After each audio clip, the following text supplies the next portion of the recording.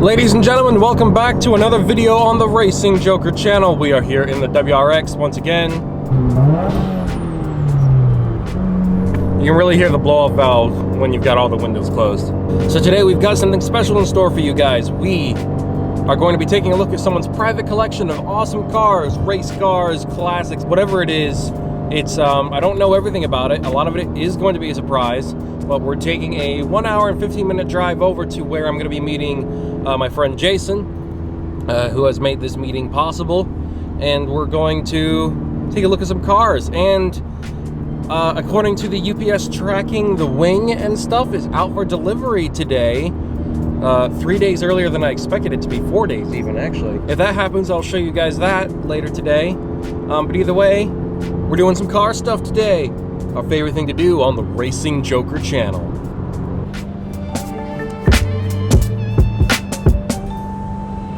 You know what this makes me think of? This makes me think of Need for Speed The Run. Need for Speed The Run is one of my favorite Need for Speed games of all time, and this is basically the sort of driving you're doing for most of the game on like highways and long, straight stretches of road, and I like it.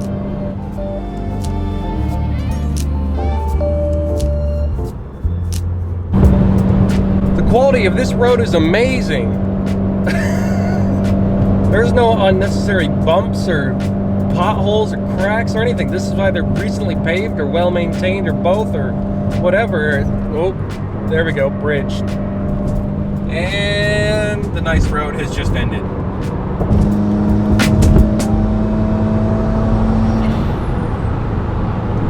I love that sound, man. That sound is awesome.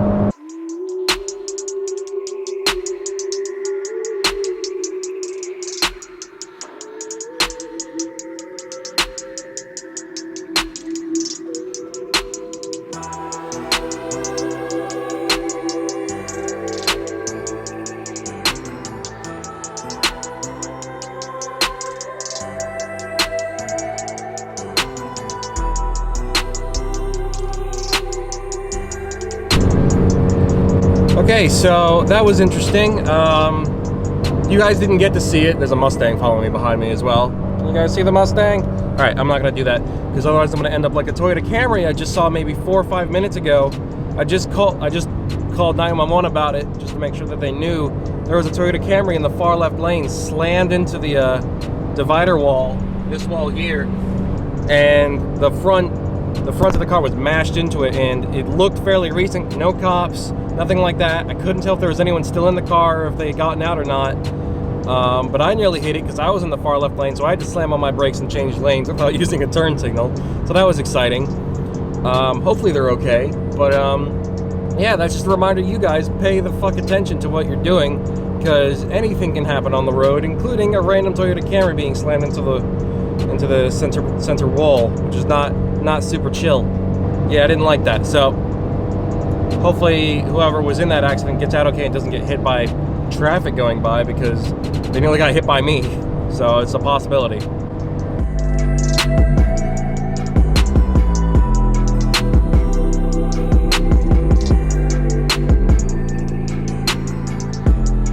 There's a big cop presence out here. We just went past the exit, I think it was 260 on I-44 West. No, here's 261, Six Flags, I-44 West. A lot of cops out here. I'm gonna slow down a little bit because I've seen 2 cops that aren't on the highway, and it's only a matter of time before I come across one that is, and I don't want a bad wrong place, wrong time situation where they see me speeding. So I'm gonna slow it down just a little bit, and let you guys know when I make it to the destination.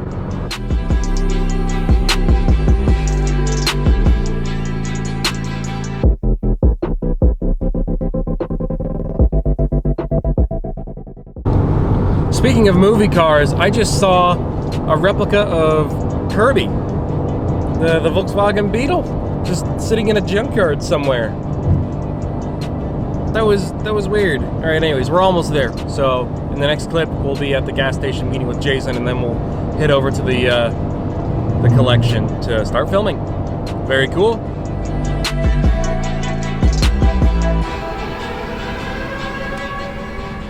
Well, ladies and gentlemen, these are some nice looking roads. I love road trips. I really want to take you guys on a road trip with me to Branson, but Jason is ahead of us in the Hyundai, and we're heading on over now to the collection. I'm very excited. I like roads like these with the rocks cut out on the sides. I think it always looks really cool, really almost cinematic. Like I said, I love road trips.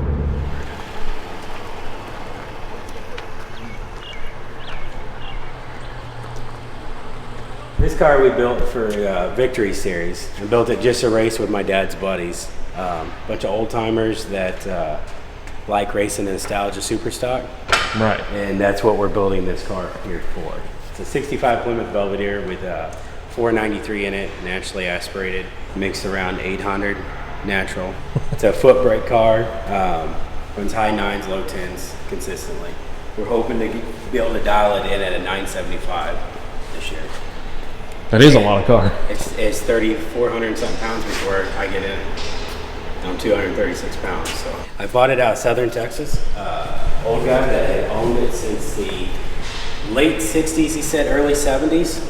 He was the second owner of the car. Purchased it off of eBay. Bought it on a Monday night and went and picked it up on a Wednesday and was racing it on Friday. Efficient man. Yeah. I decided I wanted to make it my car. It was a baby blue. These are actually the old wheels that was on it. It didn't have, the trim was pretty rough and bumpers were rough. So I purchased pretty much everything. Disc brakes all the way around. Still has an 8 3/4 in it, but we're putting a Dana 60 that's laying over here under it. We'll be racing it here in 2 weeks in Eddyville, Iowa for the Victory Series first race. Nice. Like I said, it's come a long way. It's completely, everything has been new. We disassembled the car. We did brakes, suspension, put a roll cage in it, chromoly cage, interior, motor, trans. We said we're putting a Dana under the back of it. Fuel system's all new. It's a ladder bar car, old school build. Outside of that, it's pretty basic. That there is it's a 69 GTX. Purchased the car about 10 years ago. We put some nitrous on it, blew the sides of the block out, and purchased the Hemi motor from Wayne Foster in Jeff City to put in the car, just make it a street car. It will probably, just with a mild tune, should be around 1,200 horse as a naturally aspirated street car. Pretty basic car there. It's all steel body, all glass there, windows roll up, cruise down the highway, whatever you gotta do. Got the Charger over here. It's a 69 Dodge Charger. It's a full chassis car. It's their original Time's Up car. Had a Chevy power plant in it that made 2,100 horse, and not a big Chevy guy, but I own some of them, and I just wanted to put something different together. So we're gonna paint the car. I'm gonna make it mine. We're gonna probably either twin turbo or Pro Charge and put a modern Gen 3 Hemi in it and try and boost it up and make it quick. Outside of that, I don't know a whole lot about it. Right. So I bought it, and that's pretty much as you see. I mean, this is an early observation, but you seem to like blue. Actually, no. The blue there was that was the color of that car. I do like blue, yes, but it's actually probably going to go either orange or lime green. Okay. With the white stripe and still keep the white cage. Myself, I want to have the bumpers. I talked to a buddy of mine, Hagen Dorn. He's going to possibly wrap my bumpers for me and make them chrome. Look chrome. I like original appearance, so we're going to snap some of the trim back on it because it is steel quarters and roof. Everything else is glass. and carbon fiber inside the car. I think right with the Chevrolet motor, I think it was 28 or 2,900 pounds. We're gonna try and cut that down some more. The Gen 3 Hemi is the plans are all aluminum, so that's gonna cut some weight as well. We're gonna shave some here and there, some of the inner structure that's unnecessary, because it's still got some of the remaining inner structure underneath the hood as well, the factory stuff. So it's actually a VIN car. Everything here's got a VIN tag, and it can be plated and driven on the street. Well, that's a lot of potential right there. Yeah. Outside of that, I mean, I really don't know a whole lot about it. The gentleman in St. Louis had built the car. He owned a paint and body shop. He did a nice job, a lot of detail. Some of the stuff is older. It was built back in the early 2000s, from what I understand. And we're just going to modernize the car. I bought a race pack Big 3 system for it. We've started purchasing some of the things to start getting it back together. And little things, like the trim that was missing. Some guys, prefer that. Myself, it will have all the trim back on it like it was, in 69. Make it look like a car. Right. I think the crazy thing about being around cars like these is that you always go, man, it always feels like it shouldn't be quiet in here when you just know. It's dirty. It's been sitting.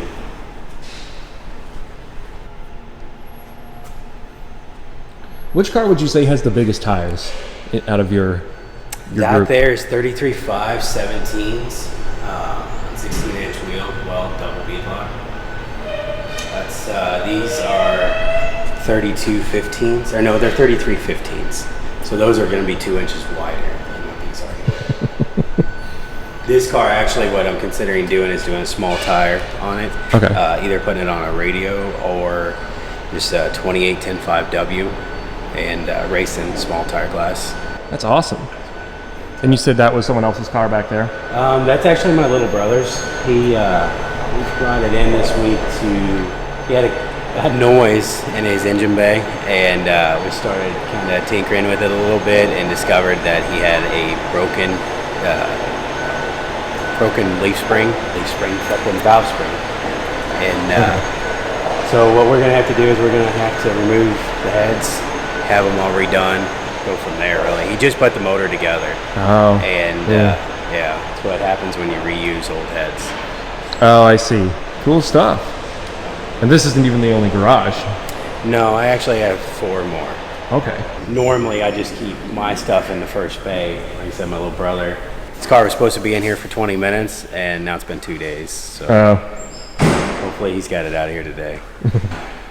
After we get all these guys loaded, we'll start working on his stuff, and I'll finish up that Belvedere so we can go racing next weekend with it. Cool. Loaded in. Tracks are already opening up. Yeah, it's a good sign. A lot of the local tracks, even now the state tracks, I'm seeing them all over the internet, everybody racing. So I think groups of 10 is what they're telling us. Eddyville, they told us we needed to have 10 or less people as far as our crew. There's not going to be any spectators. It's supposed to be a televised, race. Okay. So it'll be a good time, I'm sure. With the Victory guys, like you said, it's a bunch of older guys that have raced the Nostalgia Superstock, and it's a difficult class to race because you got a lot of guys that's had their cars for 20, 30 years, and they've only raced that car. So to compete with somebody that knows their car inside and out, for a guy like myself, is very difficult because I'm trying to learn a car in a year and compete with guys that's had their car for 30. Right. And these guys have bracket raced and they've won year after year, race after race. So it's a lot of fun. But some of them old guys get a little pissy whenever a young guy comes up there and does put them on the trailer. But they get over it pretty quick. You go over their trailer afterwards, hand them a cold beer or a bratwurst, and they're good to go. Right. Shelby, I've not driven in a couple years. Cuda, my daughter drove it like 3 years to a car show. Roadrunner, last time we drove that was about 4 or 5 years ago. Does it still stop fully on? No, it's small. Yeah. What size pulley you got on the supercharger? I think it's a 2.6 with the Kenny bell in, and the floor is actually for this car. I just never had time to put it on.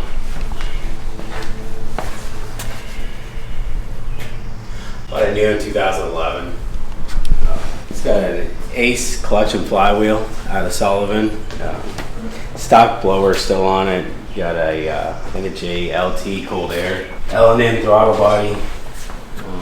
Pulley upgrade.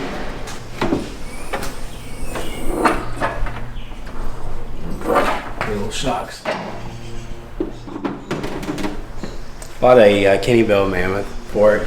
It's actually landed floor. I just never had time to put it on there. Still stock suspension. It's been lowered, Ibach.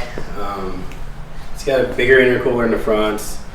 The rear is a stock rear end. We did put the axles and a third member in it. It's got adjustable upper and lower control arms. It's got adjustable panhard, aftermarket shifter, transmission brace, subframe connectors, stock exhaust. It's got the catless. The converters is missing on it. Catless. I think it was out of Florida. A company out of Florida designed the H pipe underneath it. The car ran the best of a 1082 on drag radios. The way it sits with the 20-inch wheels and tires was 11.2. What kind of horsepower do you think put to the ground? I think it was 580 something on one pull, and then we got like right at under 600 on another pull. Forgetting the gentleman in Florida that did the tune work on it. I think it's Starkey Performance or something down there. He was the one that did all the tune on it. He actually did the tuning when they was doing their Shelby Fest in Herman, Missouri.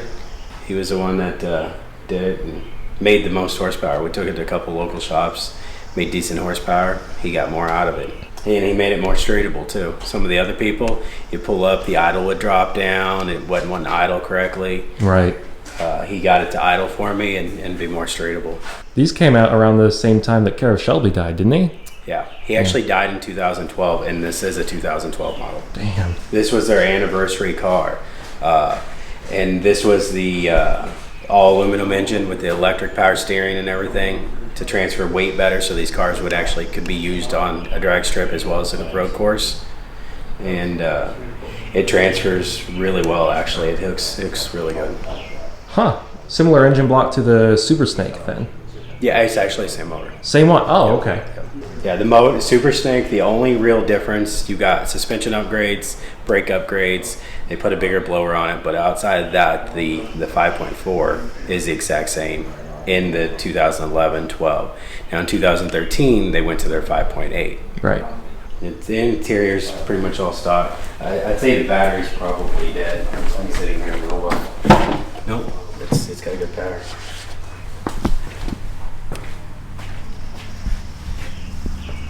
If it would start, I'm not sure of that. So it's not been started in a while. Lights are coming on.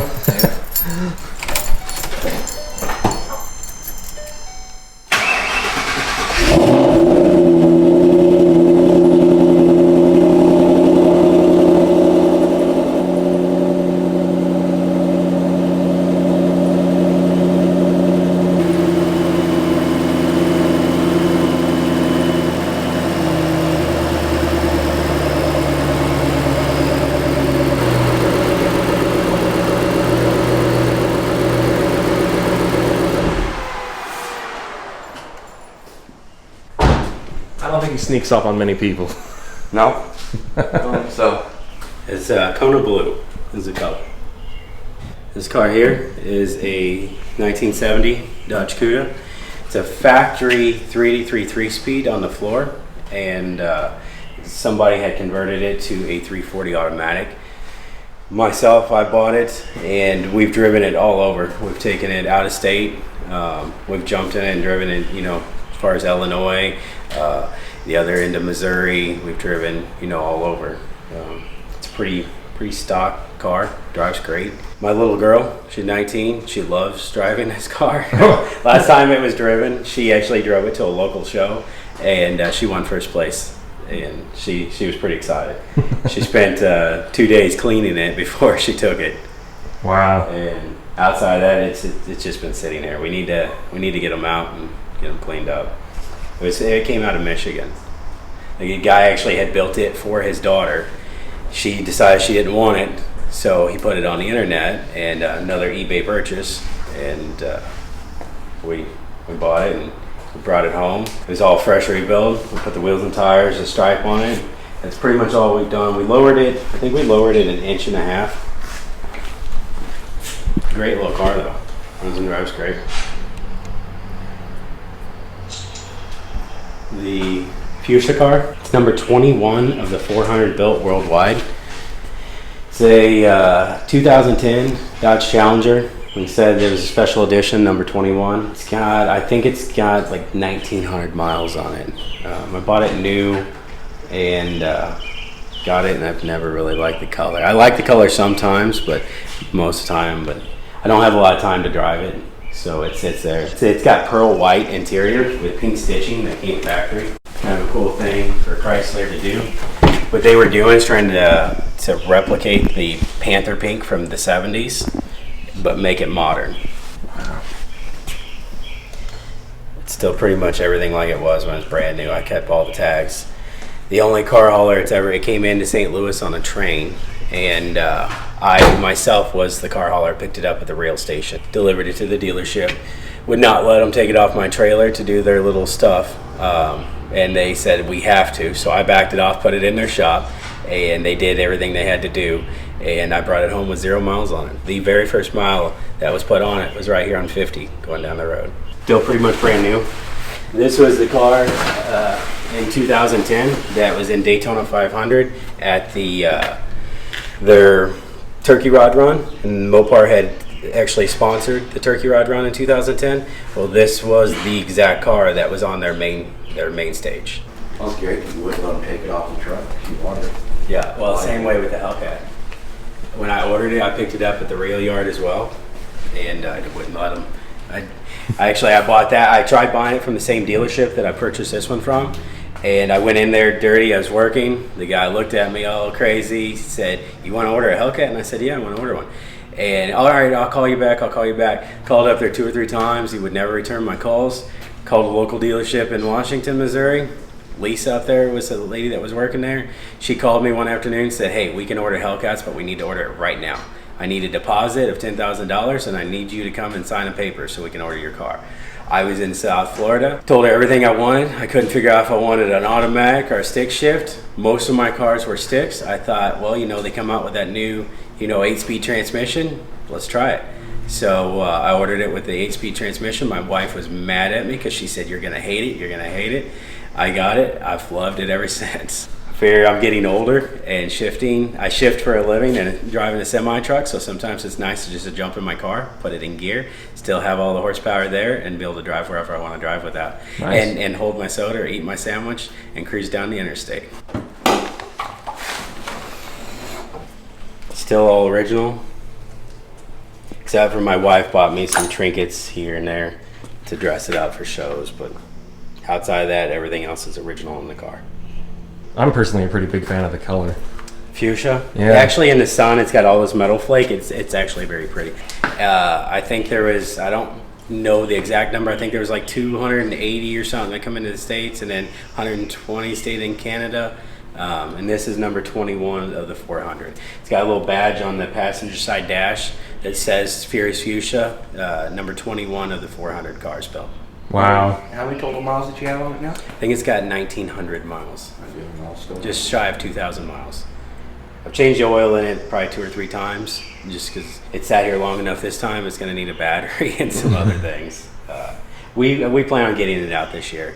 Good one. The Roadrunner was something I painted it myself back whenever I was young. My dad had a paint shop, and he always had 69 Roadrunners pretty much all the time I was growing up. And that's something, whenever you grow up around something, you just, you desire that when you get older. And this was actually a car that my father had purchased out of Georgia. And I was going, I went down to his house, and I was like, "Dad, trade me that car." I had a little Dart. I was like, "Trade my Dart for that car." Well, he did one day, and I was so happy. I was grinning ear from ear. I brought it home, and my favorite color growing up was sublime green. My bicycles were sublime green, my Hot Wheels, everything. So, of course, one of my first muscle cars has got to be lime green. And I painted this thing back years ago with some cheap Nason paint. And I'm surprised it's held up this well this long. And plan on redoing it in the next year or two. We've driven it up to like the Ozarks and driven it down to Springfield and stuff like that. It's a 440 with an automatic transmission, just a 509 basic, basic little build, 850 carburetor. But it's a dependable car, starts right up every time. We put Willwood disc brakes around it, modernize a little bit of the suspension, wheels and tires. Like I said, it cruises down the interstate, 70, 72 mile an hour, whatever you want. And it's a nice smooth ride. It's a lot of looks though. I bet. The Hellcat, I always wanted a supercharged Mopar, and I bought the pink Challenger. I thought, that's badass, that's fast, it's this and that. Well, whenever I heard that they were coming out in 2015, actually 2014 was coming out with the Hellcat, I was like, I need one, I've got to have one. So I ordered the car in 2014. They still call it Sublime, but it's called Sublime Pearl now. It's a similar color to the original Sublime, but it's got a pearl and a metal flake in it.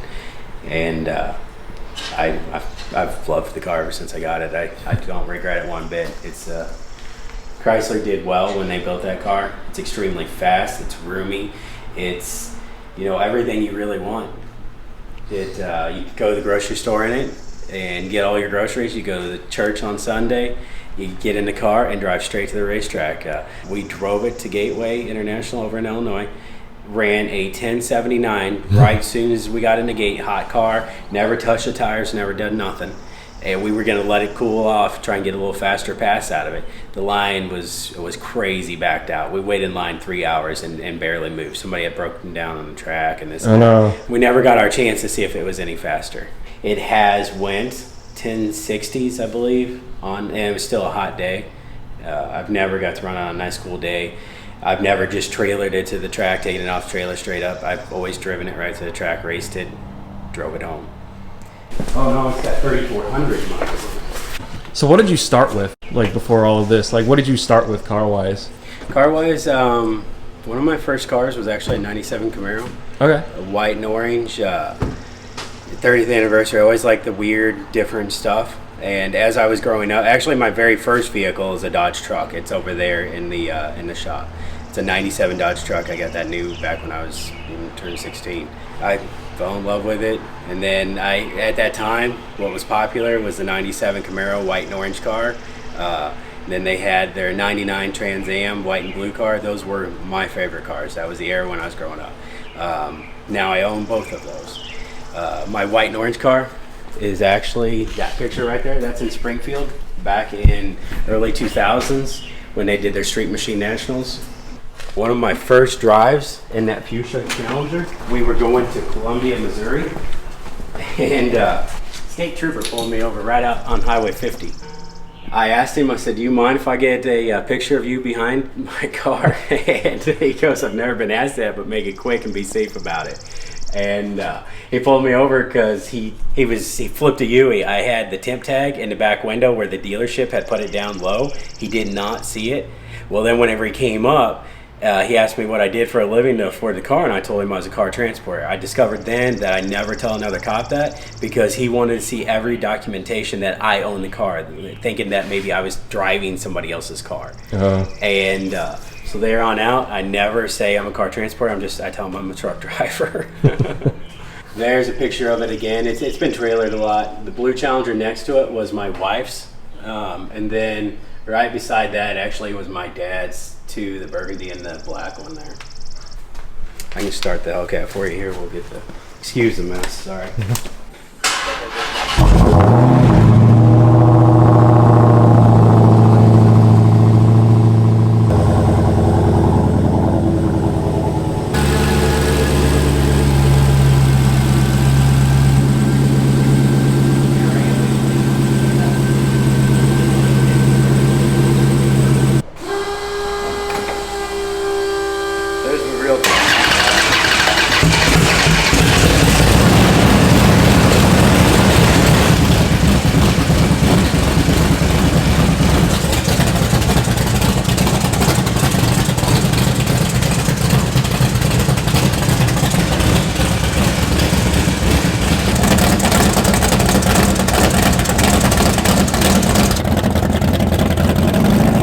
been painted 3 times is because whenever it launches at the track, we keep popping a dent in the driver's quarter panel.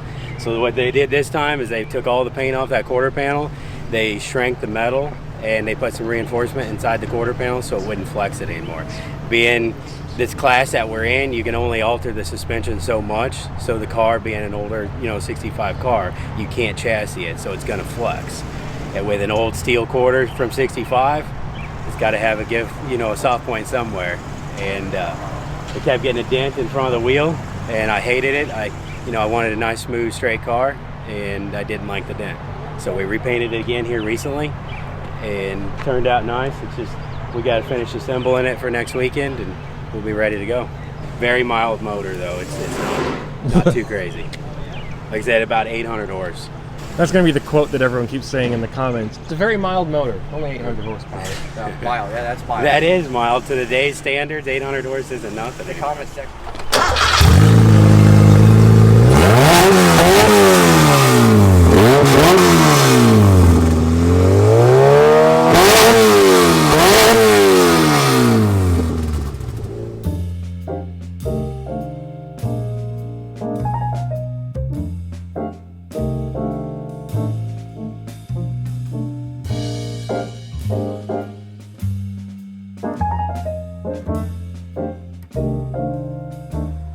I hope you all enjoyed today's vlog. It was a bit jam-packed, full of all sorts of crazy things. We're going to be doing a couple more videos on James's cars. I'm going to be doing 2 more, using the same footage I got today, focusing on his kind of Ferris Fuchsia, Dodge Challenger, and his drag car, since we took both of those out. So I'm going to make individual videos on those. And also, to report, good news. I know there's a moth in here, so this is gonna be not fun. Where are you at, moth? You moth bitch. The APR wing is here. APR performance. Yes. Alright, goodbye. The wing arrived. Now we're just waiting on the template for the wing, and then we can finally give the WRX a big spoiler. I'm very excited because back in the day, as a kid when I played Need for Speed Underground 2, that was one of the first mods I was looking forward to doing. I remember vaguely when I first started playing that game that was the first thing I always wanted to do. I love the idea of spoilers, and now I finally get to do it in real life. I'm very excited, so yeah. So anyways, thank you guys so much for watching. I think I should end it here. If you liked today's video and aren't subscribed yet, then be sure to do that, because if you like what you've seen so far, you'll like what I've got planned. So, without further ado, I am Tom the Racing Joker signing out. Take it easy, everybody. Stay safe. Keep it crazy. Stay awesome. Love you guys. Bye-bye.